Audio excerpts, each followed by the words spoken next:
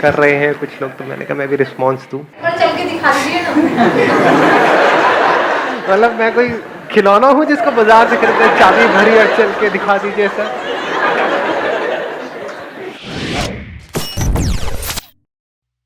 Sir जो successful entrepreneurs होते हैं लाइक उनकी लाइफ स्टोरीज ऐसी होती है जिस पे बुक लिखी जा सकती है, और कई सारे चाहते हैं कि बुक लिखें, बट उनकी सबसे बड़ी प्रॉब्लम होती है टाइम, और साथ में राइट स्किल सेट भी नहीं होता उनके पास में लिखने का।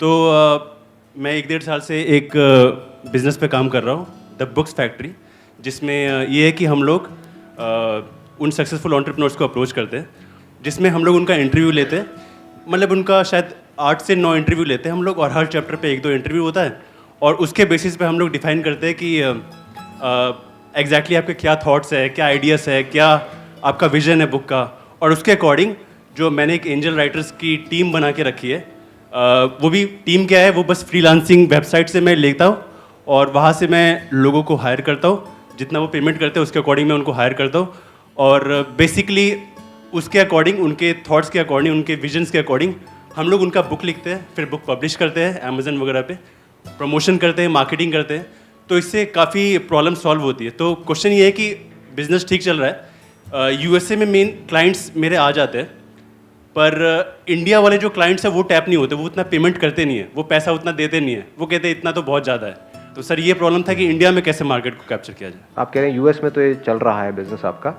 कितना चल रहा है? मतलब वहाँ पे भी ज़्यादा नहीं चल रहा होगा? मतलब 2 से 3 क्लाइंट्स पर मंथ के आ जाते हैं, which is a good thing. Which is a good thing. और इंडिया में आप कितना मांगते हैं उन लोगों से जो जो नॉर्मली जो यूएसए वाले जो क्लाइंट्स ये हैं, सब बातें शेयर करने में ठीक है ना? चलेगा सर। हाँ ठीक है। तो सर यूएसए वाले जो क्लाइंट्स हैं वो अराउंड $20,000 to $25,000 देते हैं, okay, which is around 15 to 16 lakhs rupees. उसका अराउंड 40-50% मार्जिन बचता है हमारा, राइट। बट इंडिया वालों से भी मैं इतना एक्सपेक्ट करता हूँ, तो दे कांट अफोर्ड इट। हाँ, वो कितना कहते हैं, कितना दे सकते हैं? उतना वो जैसे कि 5 to 6 lakhs। राइट। मैंने ना स्टार्टिंग में इंडिया से ही स्टार्ट किया था। हाँ। मैंने स्टार्टिंग में 2 से 3 लाख रुपए में भी वो पैकेजेस बेचे थे, बट उससे ज़्यादा वो जाते नहीं है, उससे ज़्यादा वो इंटरेस्ट शो नहीं करते हैं। I understand. इंडिया में थोड़ी सी मेंटालिटी है ही कि अब वो बिजनेसमैन अगर बड़ा भी है तो जैसे आप बात करोगे ना 2-4 लाख रुपए की, तो सोच में एकदम से पड़ जाएगा। यहाँ पे क्या है कि people don't look at even marketing and advertising for that matter as an investment, they look at it as an expense. कुछ भी करने में उनको ये लगता है खर्चा है, खर्चा नहीं करना है। हाँ, कमाई की बात है तो आ जाए, जहाँ से आ रहा है, जितना आ रहा है आने दो, देना नहीं है, जेब से 1 रुपये भी निकालना नहीं है। तो अब आपको क्या करना है, अपने बिजनेस मॉडल को ऐसा बना देना है कि वो खुद आपके पास चल करके आए और वो कहें कि लीजिए पैसे और प्लीज हमारे लिए ये करिए। अगर ऐसा हो गया तो कमाल हो गया ना, मज़ा आ जाएगा। हाँ, अब कैसा होगा? It is very very simple. आप क्या करो, बिजनेस मॉडल को हल्का सा ट्वीक करो। जो यूएस का आपको चल रहा हो तो चल ही रहा है, वहाँ पे मार्केटिंग अपनी और तेज आप कर सकते हो, तो डायरेक्ट कर रहे होगे आप निकाल करके यहाँ से वहाँ से डेटा और उन लोगों को डायरेक्टली अप्रोच कर रहे होगे, लिंक्डइन के थ्रू, यहाँ से वहाँ से। इंडिया में आप क्या कर सकते हो, बजाय एक एक का करने के आप एक इंडस्ट्री को पकड़ो। कितनी इंडस्ट्रीज हैं, मतलब industries in the sense sectors हो गए ना, तो कितने सेक्टर्स हैं इन टोटल इंडिया के अंदर? कई सारे, बहुत सारे हैं, और उन सेक्टर्स को भी सब सेक्टर्स में डिवाइड किया जा सकता है। तो आपने एक सेक्टर पकड़ा, मान लो manufacturing related to pharma industry. अब आप कह रहे हो कि मैं एक बुक लिख रहा हूं, और आपके पास में एक्सपीरियंस है ही, क्योंकि आपने यूएस के लिए लिखा है, तो प्रोफाइल है, you are not a newcomer in this field, experience है आपके पास में। तो अब आप अप्रोच करोगे कि we are a company with so much of experience, ये वो। आपने पहले तो अपनी खुद की प्रोफाइल बनाई, क्योंकि जाते आपसे सबसे पहला सवाल पूछेंगे आपने क्या किया है, किसके लिए किया है, नहीं किया है तो हम क्यों करें। तब आप कहेंगे पहले हम ऐसे इंडिविजुअल्स के लिए करते थे, अब हम क्या कर रहे हैं, फार्मा इंडस्ट्री के ऊपर हम एक बुक लिख रहे हैं कि फार्मा में टॉप 100 एंटरप्रेन्योर्स कौन है हमारे according. Okay, you getting where I am coming from? That means आप कह रहे हैं कि एक बुक में हाँ, हम लोग कई सारे एंटरप्रेन्योर्स को इंक्लूड कर सकते कई सारों को इंक्लूड कर दो, और उन 100 से आप 1-1 लाख रुपए लो। 15 लाख क्यों लेते हो एक से? क्योंकि फार्मा कंपनीज कितनी है इंडिया में? हजारों हैं, छोटी बड़ी मीडियम साइज की, कुछ भी।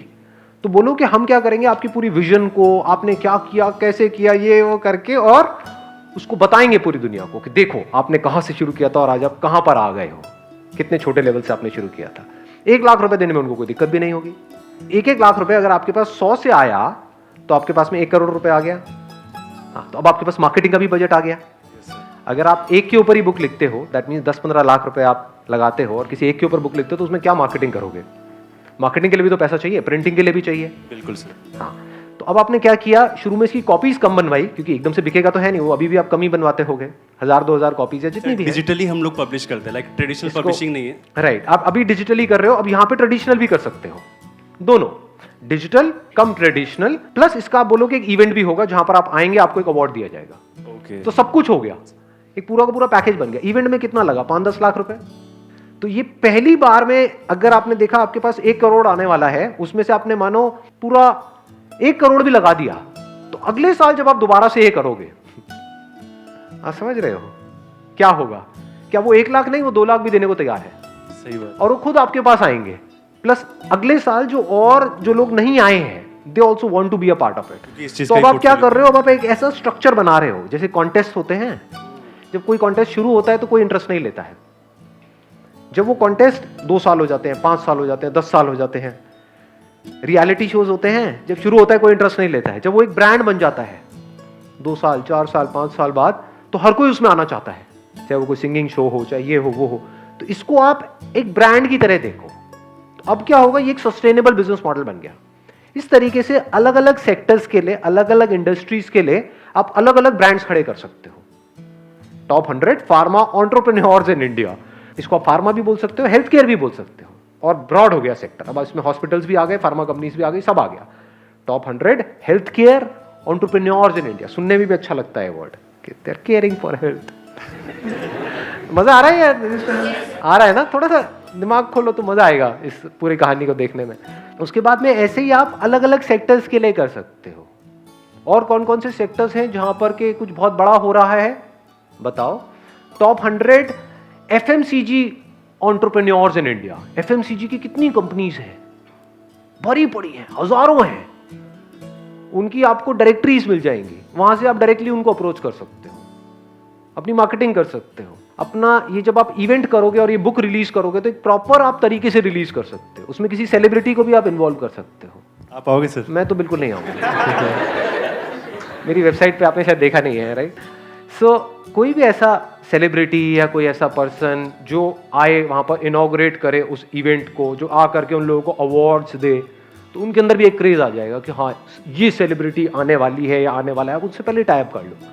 तो इस तरीके से पूरा पोजीशन करके आप जब उनको दिखाओगे कि 1 लाख रुपए आपका लग रहा है, उसमें आपको मिल क्या क्या रहा है, एक अवार्ड मिल रहा है इस सेलिब्रिटी के हाथ से, एक बुक में आपका पब्लिश हो रहा है, बुक ऑफलाइन भी होगी, सब रिटेल स्टोर्स पे अवेलेबल होगी, ऑनलाइन भी होगी, इसकी ई बुक भी होगी, प्लस इस बुक की हम एड्स देंगे इन लीडिंग न्यूज़पेपर्स के अंदर, कुछ एड्स टेलीविजन में भी आएगी।